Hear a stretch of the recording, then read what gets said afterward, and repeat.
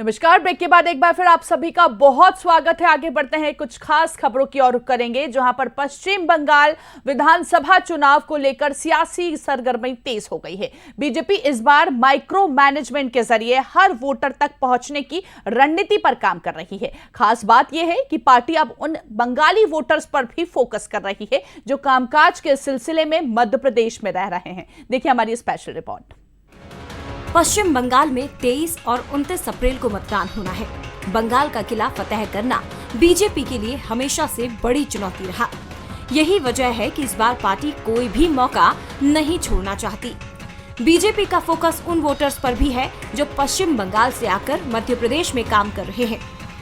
अगर इंदौर की बात करें तो सराफा बाजार में सोने की नक्काशी करने वाले हजारों बंगाली कारीगर यहाँ काम करते हैं। आंकड़ों के मुताबिक करीब 20,000 बंगाली कारीगर इंदौर में काम कर रहे हैं। देवी अहिल्या बंगाली स्वर्ण शिल्पी सेवा समिति के मुताबिक बड़ी संख्या में ये वोटर्स चुनाव के लिए बंगाल जाएंगे, जिसके लिए स्पेशल व्यवस्था भी की जा रही है। वहाँ का वोटर कम से कम नहीं करते करते यहाँ से 10 से 12 हज़ार है। उसमें से लगभग अभी तो 4-5 हज़ार जो मैं बता ही रहा था वहाँ पहुँच गए।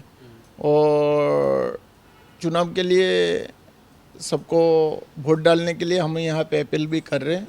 गांव जाने का भी, जैसे ट्रेन के लिए प्रॉब्लम आ रही है अपनों को, जैसे हफ्ता में 3 दिन ट्रेन है, हम चाहते हैं वो उसको रेगुलर कर दिया जाए, तो उसके वजह से बहुत जने जा नहीं पा रहे। बीजेपी इन कारीगरों के बीच पहुंचकर सीधे संवाद कर रही है।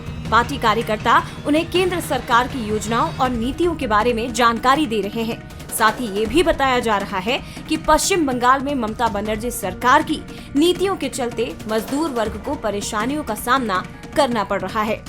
और जो हथियार है उसके तहत वह जो मुख्य धारा में जो लोग लोकतंत्र का सम्मान करते हैं, भारतीय जनता पार्टी के पक्ष में और भारतीय जनता पार्टी समर्थित जो दल है, जो वहां पर वास्तविकता में दोनों पक्षों के विकास के लिए कार्य कर रहे हैं, तो आह्वान भी है और प्रयास भी है कि वे वहां पर पहुंचे। लगभग 2 दशकों के आसपास से वहां पर जिस तरह के कृत्य कर रही, तो उसके खिलाफ वह अपने वोट रूपी हथियार का अधिकार जो लोकतंत्र ने उसको दिया है उसका प्रयोग करे और निश्चित रूप से ऐसी सरकार को उखाड़ फेंके।